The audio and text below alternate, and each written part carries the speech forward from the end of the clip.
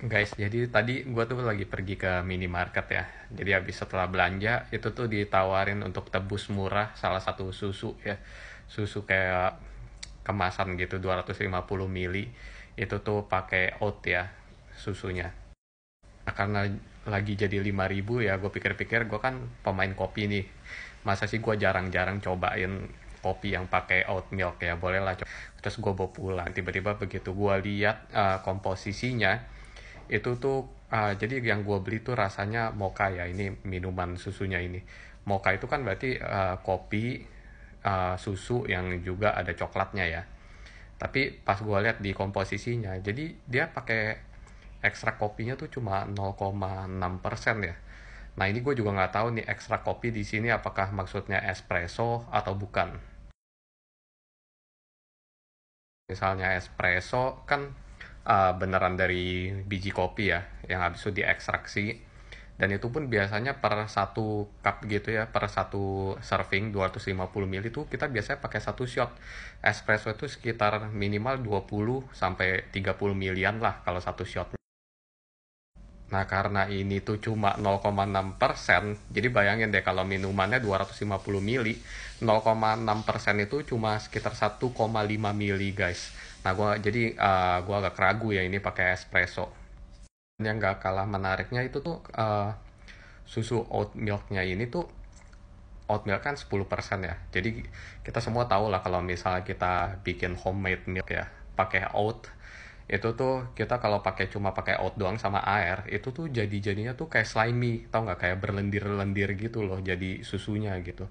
Nah ini tuh biasanya kayak susu-susu oat ini tuh mereka bisa jadi kayak susu dairy biasa, kayak misal fresh milk gitu, konsistensinya jadi kayak creamy gitu. Nah itu biasanya karena mereka pakai canola oil ya, dan ini dikonfirm di komposisi dia ada canola oil juga. Seed oil ya, kalau di sini tuh udah mulai banyak juga yang pakai canola oil ketika menggoreng. Nah, jadi kalian bayangin kalau kalian pergi ke fast food ya, habis itu kalian makan, pesan ayam goreng gitu. Pesan ayam goreng kan kadang di dagingnya masih ada minyaknya ya. Nah, gue lihat tuh banyak yang masih ambil tisu, lap-lapin di permukaannya yang agak-agak mengkilap ya, supaya bisa ya kelebihan minyaknya tuh diserap sama tisunya sebelum mereka makan. Nah, bayangin mereka takut makan minyak yang ada di ayam, padahal di susu itu, di susu oat milk itu biasanya ada yang dikasih oil lah, canola oilnya tuh banyak gitu. Nah, di modern diet kita kan sebenarnya udah lumayan tinggi ya omega 6-nya. Sedangkan kalau misalnya yang bagus tuh rasio antara omega 6 berbandingkan omega 3-nya tuh rendah gitu. Nah, kalian bayangin kalian dietnya udah tinggi omega 6, terus habis itu kalian minum susu juga yang omega 6-nya tuh rasionya 2:1 dengan omega 3. Jadi itu inflamatory ya. Jadi bisa menimbulkan peradangan di tubuh kalian. Jadi bayangin kalau misal kalian mau hidup lebih sehat, gue nggak mau minum fresh milk gitu karena mungkin ada intolerance ya, itu masih bisa di maklumi gitu. Tapi ada yang kayak gue mau yang lebih sehat aja sih karena plant based, tapi habis minum nggak berapa lama ada yang jerawatan gitu ya, karena oat ini bisa menimbulkan peradangan di dalam tubuh kalian.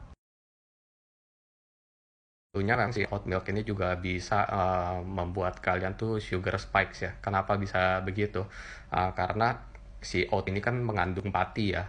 Pati ini ketika masuk ke dalam tubuh kita, diproses tuh bisa secara gampang berubah menjadi simple sugar gitu. Jadi bisa meningkatkan, bisa menimbulkan kenaikan gula darah kalian gitu. Blood sugar mengenai susu oat ini ya. Oh ya, dan juga kan ada banyak sekali ya brand susu oat di dunia ya. Jadi mereka karena oat ini tuh banyak yang pas ditanam itu tuh mereka disemprotin pestisida ya. Jadi itu banyak juga yang mengandung glyphosate ya. Nah, jadi ada trace sisa-sisaan gitulah glyphosate di oatnya mereka gitu, di oat milk. Jadi kalian juga harus beli oat milk dari sumber yang atau merek yang udah terbukti terpercaya gitu. Oke, gimana menurut kalian? Stay safe.